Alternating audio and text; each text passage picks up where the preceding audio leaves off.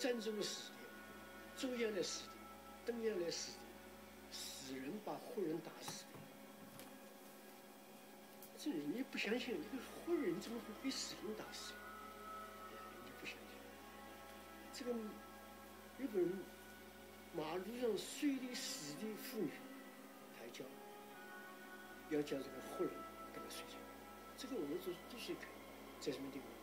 就在中华门、进门要敲。Every day we call at the Japanese embassy and present our protests and appeals, our reports of violence and crime. For the kind attention of Mr. Kiyoshi Fukui, Second Secretary, Japanese Embassy. Dear sirs, we are very sorry to trouble you again, but the sufferings and needs of 200,000 civilians of whom we are trying to care make it urgent that we try to secure action from your military authorities to stop present disorder among Japanese soldiers wandering through the safety zone. Case number 15. Japanese soldiers entered a house on Hankow Road, raped a young wife, and took away 3 women. When 2 husbands ran, the soldiers shot both of them. Case number 154. A girl, 13 years old, was raped by 3 Japanese soldiers at Chinjiao number 6. Case number 290. 4 soldiers raped a young girl, a little over 10, by turns. Fukuda and Tanaka of the Japanese embassy had nothing to say, except Fukuda's remark that the army is very mad because they say it is the first time in history that an army had to conquer a place with neutral observers on hand. Quite a false view, but we felt it was not time to argue. We have come to understand the Japanese much better than we did. A week before their entry, I preached to our group and I urged them to have faith in the goodness and humanity of the Japanese. The Chinese are still laughing at us for our innocence. And we better understand Japanese propaganda. In the midst of great suffering, Japanese news squads went around staging pictures of Japanese soldiers giving candy to a child or an army doctor examining 20 children. Some Japanese newsmen came to the camp and handed out cakes and apples and a few coins to the refugees. A moving picture was taken of this kind act. At the same time, a bunch of soldiers climbed the back wall of the compound and raped a dozen or so women. No pictures were taken out back.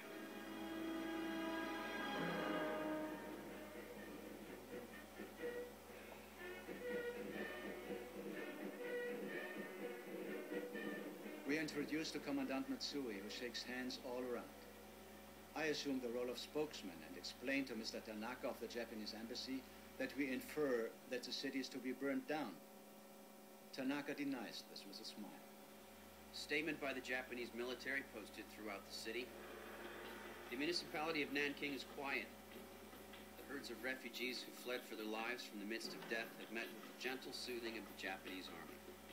The Imperial Army entered the city, put their bayonets into sheaths, and stretched forth merciful hands in order to examine and to heal, diffusing grace and favor to the excellent true citizens. Many thousands of refugees cast off their former absurd attitudes of opposing Japan and clasped their hands in congratulation for receiving assurance of life. Looking down, one sees a playground for Nanking children with soldiers and Chinese children playing joyfully on all sides. The proclamation on the handbills, which airplanes scattered over the city, saying the Japanese are the only real friends of the Chinese and would protect the good, of course meant no more than most of their statements. And to show their sincerity, they raped, looted, and killed at will. In these hard times, it is certainly a lifesaver to be in a gang. The thing about the whole situation that startles us all is how we, unarmed handful of foreigners, can chase the Japanese soldiers out of rooms in school buildings, rooms in foreign houses, and rooms in Chinese homes. And still, no one gets hurt. The soldiers often actually run away. Part of it is pure bluff. If we batted an eye, we'd be done for. Our group here at the House drafted a message to the American Consulate General in Shanghai, asking that diplomatic representatives be sent here immediately as the situation was urgent. Then asked the Japanese to send it via Navy radio. Needless to say, it was never sent.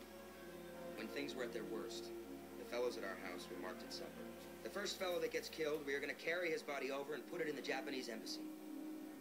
Each night, the 8 of us wondered who would be missing the next night. We said, we just can't all get through this alive. At noon, a man was led to headquarters with head burned cinder black, eyes and ears gone, and nose partly gone. A gas ghastly sight. I took him to the hospital in my car, where he died a few hours later. His story was that he was one of a gang of some 100 who had been tied together, then gasoline thrown over them, and set afire. December 24th, the day before Christmas. About 10 o'clock, I was called to my office by a high military advisor. Miss Minnie Watering, our American Minnie, a proper lady to the core. She believes in her girls and guards them the way a hen guards her chicks. I shall never forget her marching at the head of some 400 female refugees through the town, right past groups of vagabonding Japanese soldiers, to guide the refugees to the safety of her girls' camp in Jingling College. And now something terrible has happened to her. The request was that they be allowed to pick out prostitute women from our 10,000 refugees. They said they wanted 100. They feel if they can start a regular licensed place for the soldiers, then they will not molest innocent or decent women. And with hands clenched in horror, Minnie is forced to watch as authorized underlings force their way into her girls' assembly hall, filled with hundreds of good girls. She is not going to hand over even one of them willingly. But then, a number of young refugee girls step forward, evidently former prostitutes. Minnie is speechless. They finally secured 20 women, but group after group of women have asked me if they will select the other 79 from the decent women and girls. And all I can answer is, they will not do so if it is in my power to prevent it. Bob Wilson helped out at our house last night. He got home early for the first time in 2 weeks. So he went to the university gardens, brought 6 big poinsettias and put them around our living room. So we look like Christmas anyway. Everyone is competing to make this a happy Christmas for me. It's really touching. Chang brought some Christmas roses and has decorated the house with them. He even managed to find a little fir tree that he wants to decorate.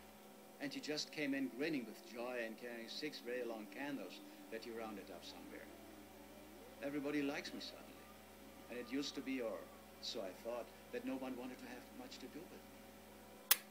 Or might I have been wrong there? How strange, my dear Dora, my dear children and grandchildren. I know you're all praying for me today. I feel as if I'm surrounded by loving thoughts. Believe me, I have a prayer in my heart for all of you as well. It seems like anything but Christmas Eve. It is sort of tough to keep Japanese soldiers from looting a hospital in the center of what was, a few weeks ago, a great city, while the rest of the family is scattered all over the globe. My baby will be 6 months old in 4 days, and I have only seen her for 7 weeks in that time. It would be pleasant to close the year with some sort of brighter outlook for the next, but we seem to be closing on a note of deepest gloom, without a glimmer of light ahead. The only consolation is that it can't be worse. They can't kill as many people as there aren't any more to kill.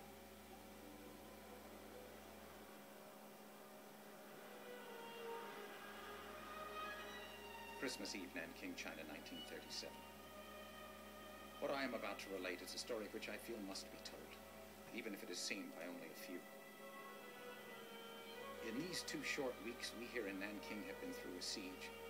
The Chinese army has left, defeated, and the Japanese have come in. On that day, Nanking was still the beautiful city we were so proud of, with law and order still prevailing. Today it is a city laid waste, ravaged, completely looted, much of it burned. Complete anarchy has reigned for 10 days. It has been a hell on earth. Not that my life has been in serious danger at any time, though turning lust-mad drunken soldiers out of houses where they were raping the women is not altogether a safe occupation.